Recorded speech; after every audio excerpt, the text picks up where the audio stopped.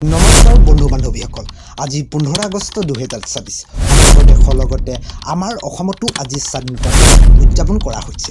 এই পবিত্ৰ ক্ষণত আপোনালোক সকলোকে মোৰ তৰফৰ পৰা আন্তৰিক শুভেচ্ছা আৰু অভিনন্দন জনাইছোঁ।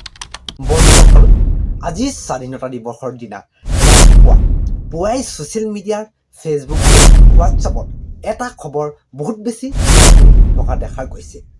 আপোনালোকে দেখিবলৈ পোৱা এই থাৰ্মেখনত চাগে ইতিমধ্যে আপোনালোকে বহুতৰে মোবাইলত দেখিছে। ইয়াত দাবী কৰা হৈছে যে চৰকাৰে এটা ডাঙৰ উপহাৰ দিছে। আশাৰ কৰ্মীসকলৰ দৰমহাৰ ৭০,৫০০ টকা কৰা হৈছে। অংগনবাদী কৰ্মীসকলৰ দৰমহা ২১,০০০ টকা কৰা হৈছে আৰু আমাৰ স্কুলৰ ৰন্ধন কৰ্মী অৰ্থাৎ ৰান্ধনী আৰু সহায়িকাৰ দৰমহা ৯,৫০০ টকালৈ কৰা হৈছে। এতিয়া কথা হ'ল, কি সঁচাকৈয়ে চৰকাৰে এনেকুৱা কিবা ডাঙৰ ঘোষণা কৰিছে নেকি? নে এয়া কেৱল ইউটিউবত ভিউজ পাবৰ বাবে ব্যৱহাৰ কৰা এটা বাতৰি বা উৰা বাতৰি? আজি এই ভিডিঅ'টোত মই আপোনালোকক সমগ্ৰ তথ্য প্ৰমাণৰ সৈতে লাইভ দেখুৱাম যে এই খবৰটো কিমান সঁচা আৰু কিমান মিছা। গতিকে ভিডিঅ'টো আপোনালোকে অকণমানো স্কিপ নকৰি প্ৰথমৰ পৰা শেষলৈকে চাওক, তেতিয়াহে আপোনালোকে সকলো কথা বুজি পাব। লগতে আজি 15 আগষ্টৰ দিনা আমাৰ অসমৰ 10টা অতি গুৰুত্বপূৰ্ণ খবৰ ওলাই আহিছে, য'ত ৰেচন কাৰ্ডৰ নতুন নিয়ম, PM আৱাস যোজনাৰ ঘৰৰ নতুন লিষ্ট, বৃদ্ধ পেঞ্চন আৰু নতুন চৰকাৰী চাকৰিৰ খবৰো আছে। গতিকে আপুনি যদি এজন সচেতন অসমীয়া নাগৰিক, তেন্তে এই ভিডিঅ'টো আপোনাৰ বাবে অতি প্ৰয়োজনীয় হ'বলৈ গৈ আছে। সেইবাবে পলম নকৰি আহক আমি মূল ভিডিঅ'টোলৈ আগবাঢ়োঁ। প্ৰথমতে কথা পাতোঁ এই ভাইৰেল খবৰটোৰ ওপৰত। যিহেতু আপোনালোকে আমাৰ পিছপে থকা থাৰ্মেখনত দেখিছে যে ৭০,৫০০ টকা বা ২১,০০০ টকা দেখিছে। তাৰ আচল সত্যটো কি? বন্ধুসকল, মই আপোনালোকক স্পষ্টকৈ জনাই দিওঁ যে চৰকাৰে অফিচিয়েলি আশাৰ কৰ্মী এই ৭০,৫০০ টকা বা অংগনবাদীৰ ২১,০০০ টকাৰ ফিক্স দৰমহা কৰা বুলি আজি কোনো নতুন চৰকাৰী ঘোষণা অৰ্থাৎ অফিচিয়েল নটিফিকেশ্যন জাৰি কৰা হোৱা নাই। এইটো সম্পূৰ্ণ মিছা আৰু ভুৱাৰ খবৰ। আচলতে কথাটো কি জানেনে? আমাৰ ৰাজ্যৰ আশাৰ কৰ্মী সন্থা, অংগনবাদী কৰ্মী সন্থা আৰু মধ্যাহ্ন ভোজনৰ ৰান্ধনী সন্থাই দীৰ্ঘদিনৰ পৰাই চৰকাৰৰ ওচৰত এটা দাবী জনাই আহিছিল যে বৰ্তমানৰ বজাৰৰ যিটো মূল্য বৃদ্ধি হৈছে তালৈ চাই দৰমহা এনেদৰে বৃদ্ধি কৰিব লাগে বুলি তেওঁলোকে দাবী জনাই আহিছে। তেওঁলোকে গুৱাহাটী চলচলত বা জিলাধিপতিৰ কাৰ্যালয়ৰ সন্মুখত বহুবাৰ প্ৰতিবাদো কৰিছে। সেই পুৰণি দাবী আৰু প্ৰতিবাদৰ খবৰবোৰকে কিছুমানে আজি 15 আগষ্টৰ নতুন খবৰ বুলি মিছাকৈ প্ৰচাৰ কৰিছে। চৰকাৰৰ আচল সিদ্ধান্তটো কি আছিল সেইটো আমি জনাৰ উচিত। যোৱাৰ অসম কেবিনেট বৈঠকত মুখ্যমন্ত্ৰী ডক্টৰ হিমন্ত বিশ্ব শৰ্মাই অংগনবাদী কৰ্মী আৰু সহায়িকাসকলৰ বাবে ক্ৰমে ১৫০০ টকা আৰু ৭৫০ টকাৰ এটা বিশেষ অতিৰিক্ত মানদেয় বৃদ্ধি কৰিছিল, যাৰ ফলত তেওঁলোকৰ বৰ্তমান মুঠ মানদেয় ৮,০০০ টকা আৰু ৪,০০০ টকাৰ হৈছে। এনেদৰে আশাৰ কৰ্মীসকলৰ বাবেও এটা ফিক্স পেকেজ কৰি ১০,২০০ টকা কৰাৰ কথা চলিছিল। গতিকে ২১,০০০ বা ৭০,৫০০ টকাৰ কোনো চৰকাৰী নিৰ্দেশনা অহা নাই। আপোনালোকে এই কথাটো জনা উচিত। আপোনালোকে এনেকুৱা ভুৱা ইউটিউব ভিডিঅ' চাই বিভ্ৰান্ত নহ'ব। সদায় চৰকাৰী নিউজ চেনেল বা বাতৰি কাকতসমূহে আপোনালোকে বিশ্বাস কৰিব। বিভাজন বিভীষিকাৰ স্মৃতি দিৱস পালন। আজি প্ৰথমটো ডাঙৰ খবৰ হৈছে, কালি 14 আগষ্ট সমগ্ৰ অসমৰ লগতে দেশজুৰি বিভাজন বিভীষিকাৰ স্মৃতি দিৱস পালন কৰা হয়। 1947 চনত দেশ ভাগ হওঁতে যিসকল লোকে নিজৰ ভেটি হেৰুৱাইছিল আৰু প্ৰাণ হেৰুৱাইছিল, তেওঁলোকক স্মৃতিত আমাৰ অসমৰ প্ৰতিখন চৰকাৰী আৰু বেচৰকাৰী স্কুল কলেজত ছাত্ৰ ছাত্ৰীসকলে 2 মিনিট মৌনৰ প্ৰাৰ্থনা কৰে। স্কুলৰ শিক্ষকসকলে নতুন প্ৰজন্মক দেশৰ ইতিহাসৰ এই কলাৰ অধ্যায়টোক বিশেষ অৱগত কৰে। আমি এতিয়া আগবাঢ়িছোঁ 2 নম্বৰ খবৰলৈ। অসম অৰুণাচল সীমান্তত উত্তেজনা আৰু শান্তি আহ্বান। দ্বিতীয়টো খবৰ সীমান্তৰ অঞ্চলৰ পৰা আহিছে। ধেমাজি জিলাৰ অসম অৰুণাচল সীমান্তৱৰ্তী অঞ্চলত মাটি কেন্দ্ৰ কৰি দুইখন ৰাজ্য স্থানীয় লোকৰ মাজত অলপ সংঘাতৰ সৃষ্টি হৈছিল। ইয়াৰ পাছতে TMPK আৰু কেইবাটাও স্থানীয় সংগঠনে সীমান্তত প্ৰতিবাদ কৰিছিল।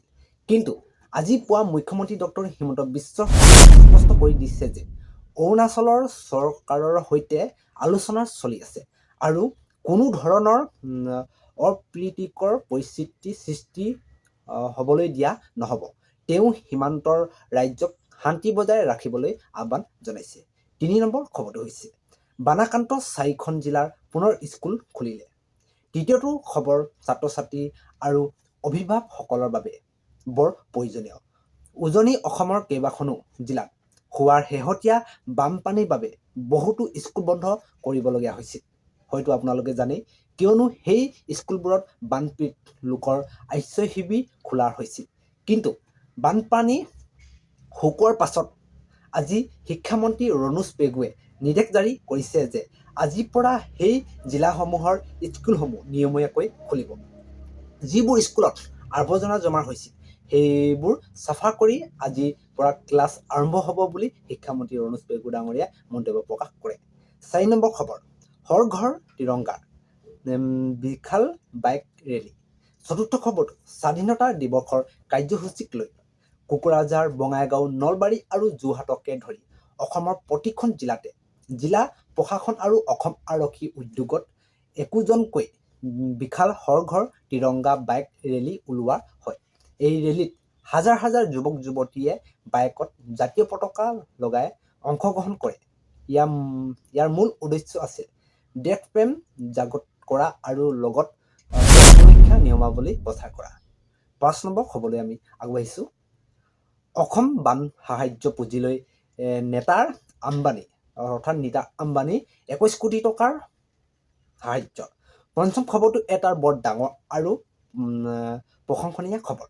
অসমৰ বানপানী ক্ষয়ক্ষতিৰ বুজ লৈ ৰিলায়েন্স ফাউণ্ডেশ্যন মুৰব্বী নীতা আম্বানীয়ে অসমৰ মুখ্যমন্ত্ৰী বান সাহায্য পুঁজিলৈ 21 কোটি টকাৰ আৰ্থিক অনুদান আগবঢ়াইছে। এই ধনেৰে বানাক্ৰান্ত অঞ্চলৰ মাথাউৰি নিৰ্মাণ আৰু ক্ষতিগ্ৰস্ত পৰিয়ালসমূহক পুনৰ সংস্থাপন দিয়া হ'ব বুলি চৰকাৰী সূত্ৰই প্ৰকাশ কৰিছে। মুখ্যমন্ত্ৰীয়ে ইয়াৰ বাবে ৰিলায়েন্স ফাউণ্ডেশ্যনক ধন্যবাদ জ্ঞাপন কৰিছে। 6 নম্বৰ খবৰলৈ আমি এতিয়া আগবাঢ়িছোঁ। ৰেচন কাৰ্ডত KYC নকৰিলে চাউল বন্ধ হ'ব। ষষ্ঠ খবৰটো আটাইতকৈ গুৰুত্বপূৰ্ণ। আপোনাৰ ঘৰত যদি চৰকাৰী ৰেচন কাৰ্ড আছে তেন্তে মন দি এই কথাটো আপোনালোকে শুনক। খাদ্য আৰু অসামৰিক যোগান বিভাগে কঠোৰ নিৰ্দেশনা জাৰি কৰিছে যে ৰেচন কাৰ্ডৰ প্ৰতিজন সমস্যাৰ আধাৰ কাৰ্ড লিংক বা সদস্য আধাৰ কাৰ্ড লিংক আৰু KYC কৰাটো বাধ্যতামূলক। যিসকল গ্ৰাহকে এই কাম কৰা নাই তেওঁলোকৰ নাম ৰেচন কাৰ্ডৰ পৰা কাটি দিয়া হ'ব আৰু অহা মাহৰ পৰা তেওঁলোকে বিনামূলীয়াকৈ চাউল নাপাব। গতিকে আজিৰ কালিৰ ভিতৰতে আপোনালোকৰ ওচৰৰ সুলভ মূল্যৰ দোকানলৈ গৈ এই কামটো আপোনালোকে কৰি লওক। আমি আগবাঢ়িছোঁ 7 নম্বৰ খবৰলৈ।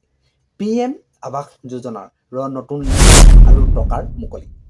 সপ্তম খবৰটো চৰকাৰী ঘৰক লৈ প্ৰধানমন্ত্ৰী আৱাস যোজনাৰ গ্ৰামীণৰ নতুন হিতাধিকাৰীৰ তালিকা প্ৰস্তুত হৈ উঠিছে। ইতিমধ্যে গাঁও পঞ্চায়তসমূহত জিঅ' টেকিং অৰ্থাৎ ঘৰৰ ঠাই পৰীক্ষা কৰাৰ কাম শেষ হৈছে। চৰকাৰী সূত্ৰৰ খবৰ অনুসৰি অহা সপ্তাহৰ ভিতৰত যোগ্য পৰিয়ালসমূহৰ বেংক একাউণ্টত চৰকাৰী ঘৰ বনোৱাৰ প্ৰথম কিস্তি ধন জমা হ'ব। আপোনাৰ নাম লিষ্টত আছে নে নাই জানিবলৈ আপোনাৰ পঞ্চায়তৰ কাৰ্যালয়লৈ যোগাযোগ কৰিব পাৰে। 8 নম্বৰ খবৰটোলৈ আমি আগবাঢ়িছোঁ। বৃদ্ধ আৰু বিধৱাৰ পেঞ্চনৰ নতুন নিয়ম। অষ্টম খবৰটো হৈছে সমাজ কল্যাণ বিভাগৰ পেঞ্চন আঁচনিক লৈ চৰকাৰে জনাইছে যে যিসকল বৃদ্ধা বা বিধৱা মহিলাই মাহেকীয়াৰ পেঞ্চন পাই আছে তেওঁলোকৰ বেংক একাউণ্টৰ সৈতে আধাৰ কাৰ্ড আৰু DBT সক্ৰিয় হৈ থাকিব লাগিব। বহু লোকৰ একাউণ্টত লিংক নথকাৰ বাবে পেঞ্চনৰ টকা সোমোৱা নাই। গতিকে আপোনাৰ ঘৰৰ বয়সস্থ লোকসকলৰ বেংক পাছবুকখন লৈ এবাৰ আৰু ওচৰৰ বেংক শাখা বা CSC চেণ্টাৰ বা কেন্দ্ৰলৈ গৈ স্থিতি পৰীক্ষা কৰাই লওক। আগবাঢ়িছোঁ আজি 9 নম্বৰ খবৰলৈ। মেট্ৰিক উচ্চতৰ মাধ্যমিকৰ স্কুটি আৰু স্কলাৰশ্বিপৰ আপডেট। নৱম খবৰটো আমাৰ ছাত্ৰ ছাত্ৰীসকলৰ বাবে। যিসকল ছাত্ৰ ছাত্ৰীয়ে শেহতীয়া পৰীক্ষাত ভাল নম্বৰ লৈ উত্তীৰ্ণ হৈছে তেওঁলোকৰ বাবে চৰকাৰে স্কুটি বিতৰণৰ প্ৰস্তুতি সম্পূৰ্ণ কৰি তুলিছে। ইয়াৰ উপৰিও মেট্ৰিক আৰু হায়াৰ ছেকেণ্ডেৰী পাছ কৰাৰ সংখ্যালঘু OBC আৰু SC ছাত্ৰ ছাত্ৰীৰ বাবে প্ৰি মেট্ৰিক আৰু পষ্ট মেট্ৰিক জলপানীৰৰ অনলাইন ফৰ্ম ফিল আপ প্ৰক্ৰিয়া আৰম্ভ হৈছে। আপোনালোকে ৰাষ্ট্ৰীয় স্কলাৰশ্বিপ পৰ্টেলত গৈ আবেদন কৰিব পাৰে। আজি দুপৰীয়া শেষৰ খবৰটোলৈ আগবাঢ়িছোঁ। নতুন চৰকাৰী চাকৰি নিযুক্তি ঘোষণা। আজি শেষৰ তথা দশম খবৰটো হৈছে আমাৰ নিবনুৱা যুৱক যুৱতীসকলৰ বাবে। ৰাজ্য চৰকাৰে অসম আৰক্ষী, স্বাস্থ্য বিভাগ আৰু শিক্ষা বিভাগত খালী হৈ থকা প্ৰায় 15,000ৰো অধিক পথৰ বাবে অতি সোনকালে নতুন নিযুক্তি বিজ্ঞান প্ৰকাশ কৰিব বুলি খবৰ আহি পৰিছে। মুখ্যমন্ত্ৰীয়ে জনোৱাৰ মতে এই গোটেই প্ৰক্ৰিয়াটো সম্পূৰ্ণ স্বচ্ছতাৰে হ'ব। গতিকে যিসকল চৰকাৰী চাকৰিৰ বাবে প্ৰস্তুতি চলাই আছে তেওঁলোকে এতিয়াৰে পৰা পঢ়া শুনাৰ ভালদৰে আৰম্ভ কৰি দিয়ক। বন্ধু বান্ধৱীসকল, আজি 15 আগষ্টৰ দিনা ওলাই অহা এই 10টা অতি গুৰুত্বপূৰ্ণ খবৰ আৰু অংগনবাদী কৰ্মীসকলৰ দৰমহাৰ বৃদ্ধি যি ভুৱা খবৰ ভাইৰেল হৈ ছ'চিয়েল মিডিয়াত উঠিছিল তাৰ আচল সত্যতা আপোনালোকৰ আগত আমি বিতংভাৱে দাঙি ধৰিলোঁ। আশা কৰোঁ ভিডিঅ'টো চাই আপোনালোকে নিশ্চয় ভাল পালে। আজিলৈ ইমানে। অন্য পোৱাৰ প্ৰতিশ্ৰুতিৰে আজি মই সকলোৰে পৰা বিদায় ল'লোঁ। ধন্যবাদ। জয় অসম, বন্দে মাতৰম।